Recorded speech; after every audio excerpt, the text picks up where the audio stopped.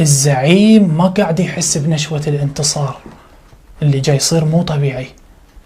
معقول هذا أمير قريشي ذاك اليوم اجى هيك يسوي؟ الحمد لله مو أنا هيك سويت، لا لا لا لا والله، لا والله مو أنا، الله جاي يتدخل، الله وملائكته أهل البيت عليهم السلام، مو أنا شنو أنا أصلا؟ ما صار لي 2.5 سنين ببريطانيا وياكم، ما عدا السنوات اللي بالعراق 3 سنوات، يعني كلهن 5. مو أنا اللي جاي أسوي، لا، الناس طفح الكيل عندها. شنو اللي سووا؟ أرسل بيان فيه تهديد. هذا التهديد أنا ما أريد أدخل بتفاصيله لأن تفاصيل خاصة ما أريد أدخل به. تهديد البيان موجود عندي. البيان إجاني شخص من أعضاء الهيئة الصبح، قال لي السلام، أرسل لي رسالة عفوا، قال لي أريد ألتقي بيك هسه أشوفك. قلت له تفضل.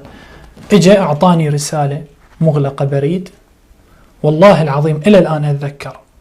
صار تقريبا 4 أيام من بشرنا أن زوجتي حامل، صار 4 أيام تقريبا بشرنا أن زوجتي حامل.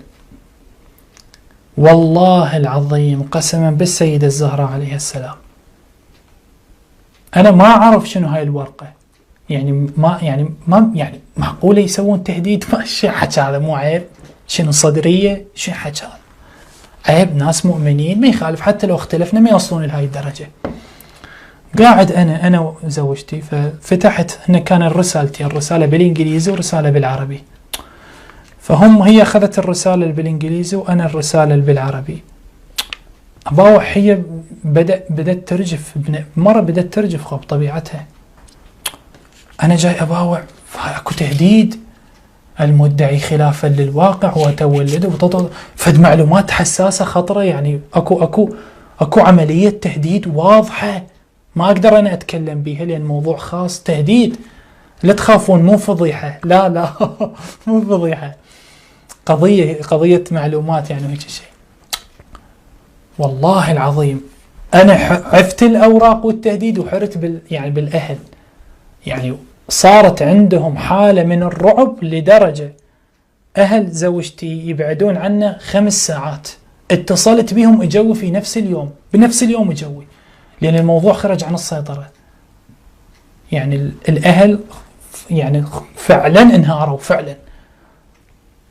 طيب أنا هذا التهديد ضميته، بينت لبعض الناس، أيضا طلع شطر كبير من الهيئة بسبب التهديد، طلعوا ناس هواي من الأعضاء ومن الضيوف، لدرجة قابلوا الزعيم، قالوا له هذا عين الفجور بالخصومة. بعد شلون يصير الفجور بالخصومة؟ هذا عين الفجور بالخصومة. بعد التهديد هذا اللي هددونا به صارت مضاعفات.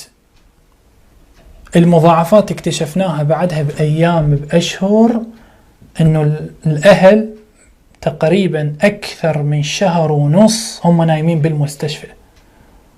كانت أكو مشكلة في الحمل بسبب الصدمة اللي تعرضوا لها.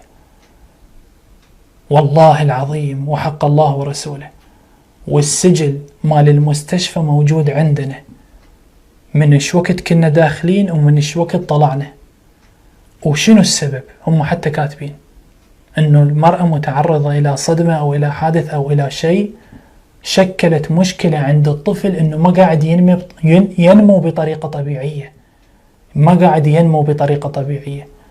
والله رادوا يسوون حتى إجهاض للأهل، رادوا يطلعون الطفل لأن ما قاعد ينمو.